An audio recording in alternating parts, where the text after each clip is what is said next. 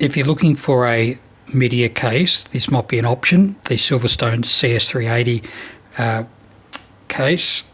You can see I've put it on sideways there with some rubber feet stuck on the bottom just for the anti-vibration, and nice access to the hard drives, and the fans are up the top, so the actual airflow comes up the top, it's not the bottom.